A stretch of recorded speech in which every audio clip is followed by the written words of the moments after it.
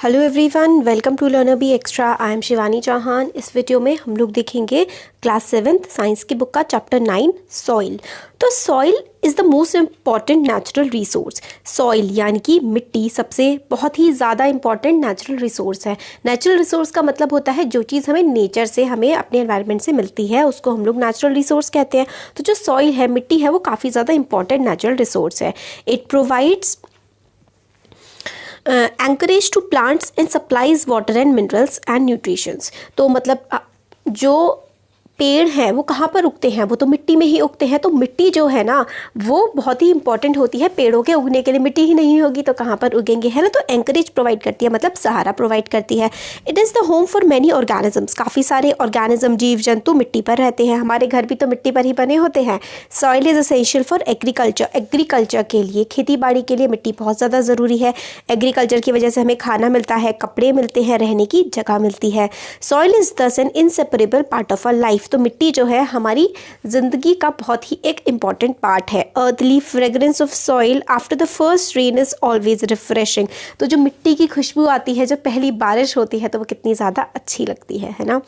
तो अब देखिए, सॉइल टीमिंग विद लाइफ। तो सॉइल किस तरीके से हमारी ज़िंदगी से जुड़ी हुई है। One day during rainy season, Paheli and Boojho observed an earthworm coming out of the soil. तो एक दिन पहेली और बूजो ने देखा कि एक अर्थवर्म कीड़ा होता है, वो मिट्टी में से निकल के आ रहा है। पहेली ने सोचा कि क्या दूसरे ऑर्गेनिजम्स भी मिट्टी में रहते होंगे। तो इन लोगों ने थोड़ा सा एक्सपेरिमेंट टाइप का किया, मिट्टी वगैरह खोदी, केयरफुली एग्जामिन किया, तो देखा कि काफ़ी सारे जीव जंतु, काफ़ी सारे जानवर मिट्टी में रहते हैं। Soil profile. अब सॉइल प्रोफाइल क्या होती है? Soil is composed of distinct layer. मतलब जो सॉइल होती है ना मिट्टी में, जैसे कि ये सपोज करिए मिट्टी है, मिट्टी में अलग अलग लेयर्स होती है। Soil is composed of distinct layers perform, ठीक है। अब हमें लेयर्स यहाँ पे दिखेंगी, इसमें यहाँ पे देखिए आपने क्या किया है परफॉर्म। अगर एक्टिविटी हम लोग देखें, टेक अ लिटिल सॉइल, थोड़ी सी हम लोग को मिट्टी ले लेनी है। Break the clumps with your hand to powder it. मिट्टी लेनी है और फिर जो उसमें गांठें सी पड़ी होती है ना, उसको अपने हाथ से तोड़ लीजिए। Now take a glass tumbler, मतलब एक कांच का ग्लास लेना है आपको और उसको 3/4 पानी से भर देना है। फिर and then add handful of soil in it. पहले तो आप लोगों को क्या लेनी है, मड टाइप की मिट्टी लेनी है। जो वो होती है ना, जो एक तो सॉइल होती है, सॉइल रेत टाइप का होता है, और मिट्टी होती है थोड़ी जो येलो येलो कलर की होती है। Stir it well with a stick to dissolve the soil. ठीक है, तो हम लोग को क्या करना है, पानी लिया, फिर हम लोगों ने पानी में क्या कर दिया, मिट्टी मिला दी। Let it stand undisturbed for some time, afterward observe it. ठीक है, पहले आपने मिट्टी मिला दी थी। सबसे पहले आप लोगों ने क्या किया था, सबसे पहले आपने सॉइल ली थी, ठीक है, उसके क्लम्प्स किए थे, मतलब मिट्टी ली थी और उसको तोड़ लिया था। फिर आपने एक ग्लास में पानी लिया था, उस ग्लास में मिट्टी डाल दी थी, फिर आपने उसको ऐसे ही छोड़ दिया। तो आप देखेंगे कि कई सारी लेयर्स बन जाती हैं उस मिट्टी में। सबसे नीचे जो कंकड़ पत्थर होते हैं वो चले जाते हैं, फिर जो रेत जैसा होता है वो आ जाती है, फिर मिट्टी में ही क्ले भी होती है। क्ले जो होता है ना, वो थोड़ा चिपचिपी सी मिट्टी होती है, वो उसके ऊपर आ जाती है। फिर पानी आ जाता है और फिर वो जो उसमें पत्ते और ये सब चीज़ें होती है ना, कीड़े मकोड़े, ये सब उसके और ऊपर आ जाते हैं। तो ये अलग अलग लेयर्स होती हैं सॉइल की। तो हम लोग को the rotting dead animals in the soil is called humus. तो जो रॉटिंग डेड एनिमल्स हो गए या लीफ हो गई प्लांट्स की, ये सारे के सारे मिलकर के ह्यूमस बनाते हैं। ह्यूमस क्या होता है, जो पत्तियाँ और कीड़े जो होते हैं, जो सड़ रहे होते हैं मिट्टी में, वो ह्यूमस होते हैं। वो न्यूट्रिएंट्स प्रोवाइड करते हैं मिट्टी को। You probably know that soil is formed by breaking down of rocks by the action of wind, water, climate. तो मिट्टी कैसे बनती है, सॉइल कैसे बनती है? तो जो रॉक्स होते हैं ना, बड़े बड़े पत्थर होते हैं, मेनली जो पहाड़ों से आते हैं, वो पत्थर जब हवा की वजह से, पानी की वजह से, हमारे एनवायरमेंटल कंडीशंस की वजह से जब वो टूट जाते हैं तो उससे मिट्टी बनती है, और इस प्रोसेस को हम लोग वेदरिंग कहते हैं। तो दिस इज इम्पॉर्टेंट। ह्यूमस भी इम्पॉर्टेंट है कि rotting dead matter in the soil is called humus. तो रॉटिंग डेड मैटर जो होता है उसको हम ह्यूमस कहते हैं। वेदरिंग किसे कहते हैं? ब्रेकिंग ऑफ रॉक्स, रॉक्स का टूट जाना। रॉक्स होते हैं पत्थरों का टूट जाना, हवा की वजह से, पानी की वजह से या फिर क्लाइमेट की वजह से। इस प्रोसेस को हम लोग वेदरिंग कहते हैं। ठीक है, नेचर जो होता है ना सॉइल का, वो डिपेंड करता है मिट्टी उसके पत्थरों पर। Nature of soil depends upon the rocks from which it has been formed and the type of vegetation that grows in it.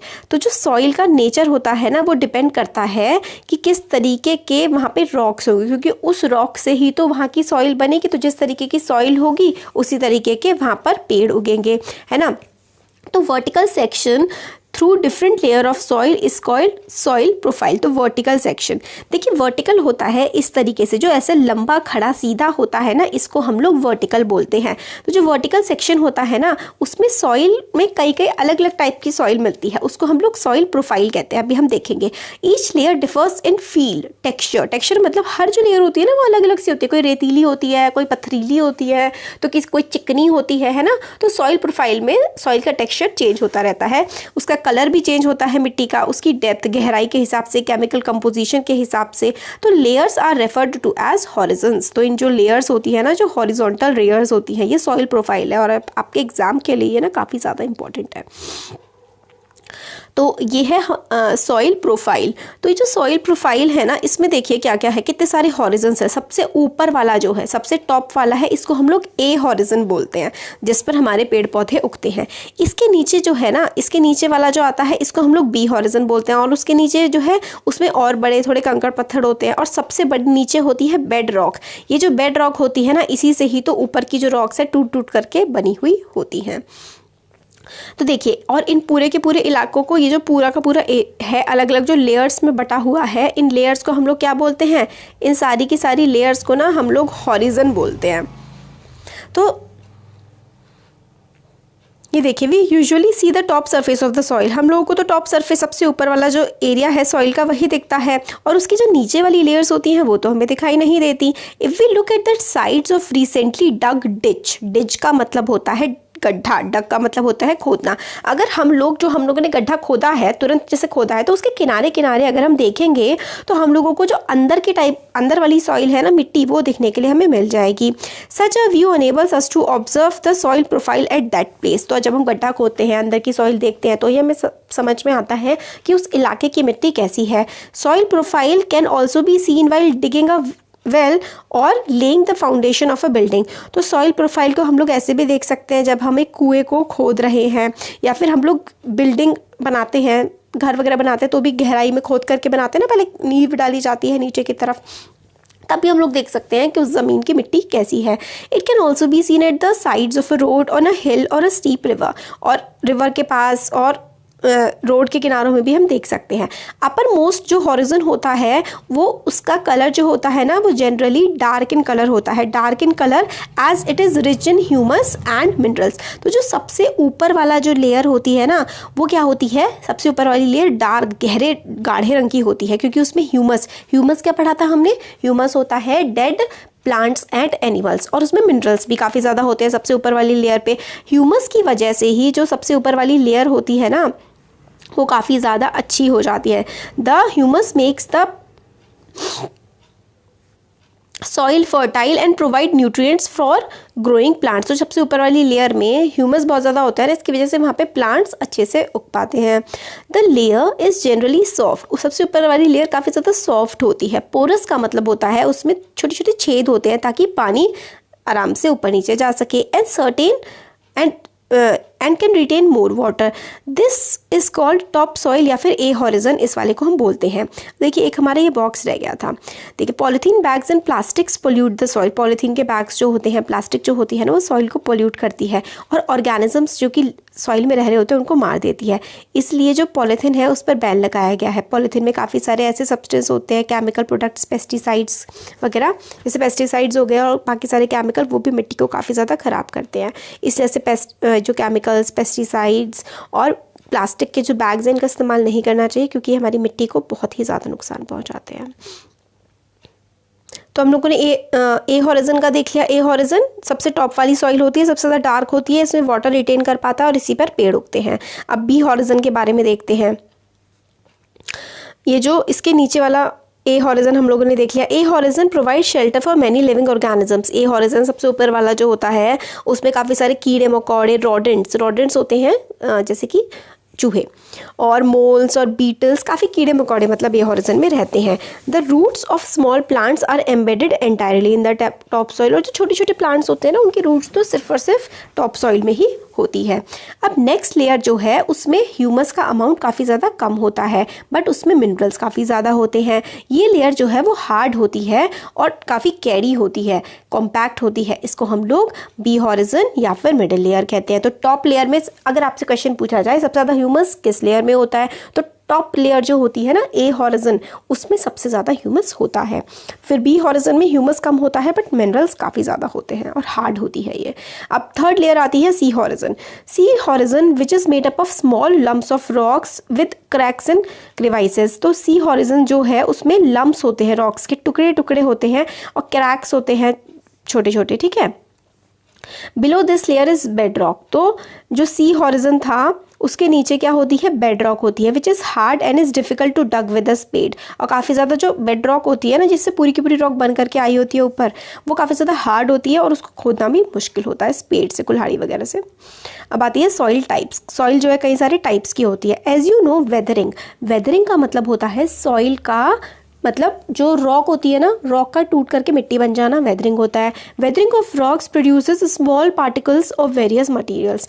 जो रॉक्स की वेदरिंग होती है वो छोटे छोटे पार्टिकल्स प्रोड्यूस कर देती है। These include sand and clay. तो पत्थर टूटने के बाद कभी सैंड बनती है तो क्ले भी बनती है। Relative amount of sand and clay depends upon the rock from which the particles are formed. तो कितनी रॉक बनेगी, कितनी क्ले बनेगी, ये डिपेंड करता है उस पत्थर पर जिससे टूट करके ये बनी है। Mixture of rock particles and humus is called soil. This is important. अब आपसे पूछा जाए कि व्हाट इज सॉइल, तो आप बताएंगे कि रॉक पार्टिकल्स जो होते हैं, पत्थर के छोटे छोटे पार्टिकल्स, और ह्यूमस का जो मिक्सचर होता है उसी को हम लोग मिट्टी कहते हैं।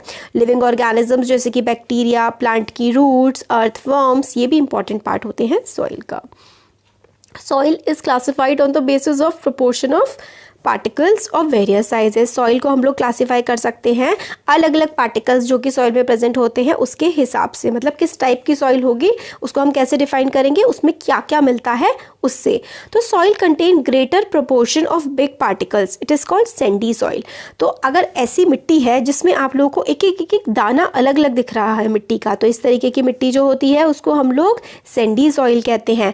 अगर प्रोपोर्शन जो है सॉइल का वो फाइन पार्टिकल्स है is relatively higher, then it is called clayey soil. तो और अगर क्ले जैसा है, क्ले जैसा है, ठीक है, मतलब एक दूसरे से जुड़े हुए हैं, आपको उसके पार्टिकल अलग अलग नहीं दिख रहे हैं, तो इस तरीके की मिट्टी क्लेली सॉइल होती है। If amount of large and fine particle is about the same then it is loamy. तो देखिए क्या क्या था, क्या क्या देखा हमने, सैंडी थी तो पार्टिकल का साइज जो था ना वो बड़ा था। पार्टिकल का साइज जो है if the proportion of fine particles is relatively higher then it is called clayey soil. और अगर पार्टिकल्स बहुत छोटे हैं तो क्लेली सॉइल, और अगर पार्टिकल छोटे भी उतने ही हैं जितने बड़े हैं तो उसको हम लोमी सॉइल बोलते हैं। लोमी सॉइल जैसे क्लेली और सैंडी का मिक्सचर टाइप्स होती है। Thus the soil can be classified as sandy, clayey and loamy. तो सॉइल 3 टाइप की होती है, सैंडी जिसके पार्टिकल्स बड़े होते हैं, क्लेली जिसके पार्टिकल्स बहुत नन्हे नन्हे और पास पास होते हैं, और जो लोमी होती है उसमें कुछ पार्टिकल बड़े तो कुछ छोटे होते हैं। अब the size of particle in a soil has an influence on it's property. अब जो साइज़ होता है सॉइल के पार्टिकल्स का वो उसकी प्रॉपर्टीज़ पे असर डालेगा कि नहीं डालेगा, ज़रूर डालेगा उसकी प्रॉपर्टीज़ पे असर। बड़े होगी तो कुछ अलग टाइप की सॉइल बन जाएगी, है ना, छोटी होगी तो अलग। तो sand particles are quite large. अगर सैंड पार्टिकल्स जो हैं वो बड़े बड़े होते हैं, they can not fit close together, तो वो पास पास नहीं रह सकते। So there are large spaces between them. वो बड़े होते हैं, दूर दूर होते हैं एक दूसरे से, तो उनके बीच में काफ़ी सारा स्पेस होता है। These spaces are filled with air. और ये जो स्पेस होता है ना अलग अलग पार्टिकल्स का, ये हवा भर देती है। We say that sand is well aerated. तो मतलब जो सैंडी सॉइल होती है ना, सैंडी सॉइल जिसमें ये जो बड़े बड़े पार्टिकल्स होते हैं वो काफ़ी वेल एरिएटेड होती है क्योंकि उनके बीच में हवा होती है। Water can drain quickly through the process between the sand particles. और पानी जो है ना, सैंड के पार्टिकल्स क्योंकि दूर दूर होते हैं तो पानी आता है और फटाफट वहाँ से निकल जाता है। तो ये जो सॉइल होती है ना ये काफ़ी हल्की होती है, एरिएटेड होती है एंड रादर ड्राई, और सूखी रहती है क्योंकि पानी उसमें आएगा तो पार्टिकल के बीच में सॉरी एकदम निकल जाएगा। तो ये जो सैंडी सॉइल होती है ना ये सूखे इलाकों में हमें देखने के लिए मिलती है। Clay particles being much smaller. Clay particles बहुत ही छोटे छोटे होते हैं। छोटे होते हैं और बहुत ही ज़्यादा पास, जैसे ऐसे छोटे हैं बट एक दूसरे से बिल्कुल चिपके पड़े हैं। Leaving little space for air, तो हवा इनके बीच में नहीं घुस पाती। Unlike Sandy soil, water can be held in between tiny gaps between the particles of clay. अब छोटे छोटे सा गैप होता है, बहुत ही थोड़ा थोड़ा, तो पानी इनके बीच में फंस जाता है। तो क्लेली सॉइल जो होती है उसमें हवा कम होती है बट उसमें पानी अच्छा खासा हमें देखने के लिए मिल जाता है। Best top soil for growing plants is loam, तो लोमी सॉइल सबसे ज़्यादा अच्छी होती है हम लोगों को प्लांट उगाने के लिए, क्योंकि ये सैंड का मिक्सचर होती है, क्लेली और सैंडी सॉइल का मिक्सचर होती है लोमी, है ना। तो loamy soil is a mixture of sand, clay and other type of soil particle known as silt, और इसमें लोमी में सिल्ट भी होता है, सैंड, क्ले और सिल्ट होता है लोमी सॉइल में। Silt occurs as a deposit in river beds, तो सिल्ट कहाँ पर हमें मिलता है, नदियों के किनारे पर हमें मिलता है। The size of silt particles is between those of sand and clay, अब सैंड बहुत ही बड़ा, क्ले बहुत ही छोटा, और जो सिल्ट होता है वो सैंड और क्ले के बीच का साइज पार्टिकल होता है इसका। Loamy soil also has humus in it, loamy soil जो होती है वो उसमें ह्यूमस भी होता है। It has right water holding capacity for the growth of plant, और इसकी जो बिल्कुल अच्छी वाटर कैपेसिटी होती है, आराम से इसमें इतना पानी रह जाता है जिससे हम लोग अच्छी खासी फसल उगा सकें। तो हमने देखा ना कि जो लोमी सॉइल है वो एक तरह से मिक्सचर है दोनों का, सैंड का और क्लेली सॉइल का। तो ये काफ़ी ज़्यादा अच्छी सॉइल होती है, इसमें सैंड, क्ले और सिल्ट होती है, और सबसे बढ़िया ये सॉइल होती है पेड़ उगाने के लिए। इसमें अच्छा खासा ह्यूमस भी होता है और वाटर भी इसमें अच्छे से रह जाता है। जो ह्यूमस और वाटर दोनों के दोनों प्लांट की ग्रोथ के लिए काफ़ी ज़्यादा इंपॉर्टेंट होते हैं और दोनों के दोनों लोमी सॉइल में प्रेजेंट होते हैं।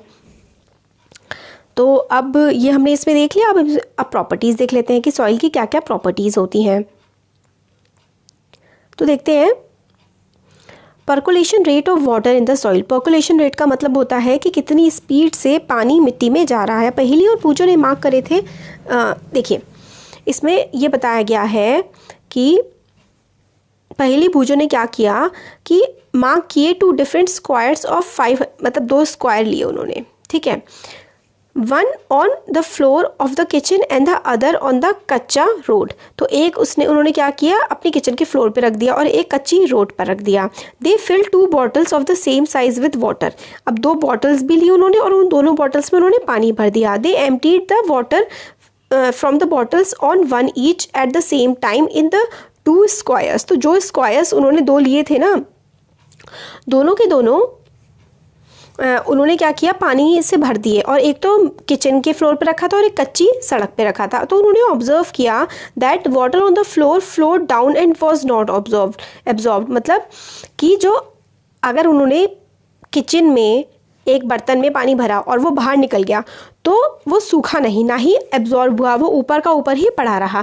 कच्ची रोड जो थी उसमें वाटर जो है वो मिट्टी के अंदर चला गया, क्योंकि मिट्टी पानी को अपने अंदर ले लेती है। अब इससे क्या समझ में आया उन्हें, इससे उनको ये समझ में आया कि जो फर्श होता है ना उसका पर्कुलेशन रेट बहुत ज़्यादा कम होता है, और जो मिट्टी होती है मिट्टी का पर्कुलेशन रेट काफ़ी ज़्यादा अच्छा होता है। फिर आगे हम लोग इसमें जो इम्पोर्टेंट चीज़ है वो है पर्कुलेशन रेट। तो देखिए पर्कुलेशन रेट ना हम लोग इस फॉर्मूला से निकाल सकते हैं। पर्कुलेशन क्या होता है, रेट, अमाउंट ऑफ वाटर और पर्कुलेशन टाइम, मतलब कितना टाइम लगा वाटर को ज़मीन के अंदर जाने के लिए या फिर मिट्टी में एब्जॉर्ब होने के लिए कितना टाइम उसको लगा, वो उसका पर्कुलेशन रेट होता है। सपोज करिए कि वाटर आपका 200 ml था और उसको टाइम लगा 20 मिनट्स, ठीक है। तो 2 0 से 0 कटा और 2 1 जा 2 10 जा 20, तो 10 मिलीमीटर पर मिनट। तो 10 मिलीलीटर 1 मिनट में पानी जो है वो एब्जॉर्ब हो गया। यही इसमें एक्टिविटी है कि 4 बच्चों का ग्रुप है, उनको अलग अलग पार्ट्स में डिवाइड कर दिया है और सारे बच्चों ने पाइप को जब मिट्टी में डाला एक तो, और उन्होंने टाइम नोटिस किया कि ऊपर जो था पानी कितनी देर में अंदर एब्जॉर्ब हो गया। ये इनकी एक्टिविटी थी। हमने भी यही है, देखिए सिंपल सी चीज़ यही है कि पर्कुलेशन रेट जो है उसको कैलकुलेट करने का फॉर्मूला होता है अमाउंट ऑफ वाटर, आपके पास पानी कितना है, और पर्कुलेशन टाइम, आपने पानी डाल दिया ज़मीन पर और तभी से आपने टाइम नोट करना शुरू करा कि कितनी देर में वो ज़मीन के अंदर एब्जॉर्ब हो रहा है, और वही उसका पर्कुलेशन रेट होता है।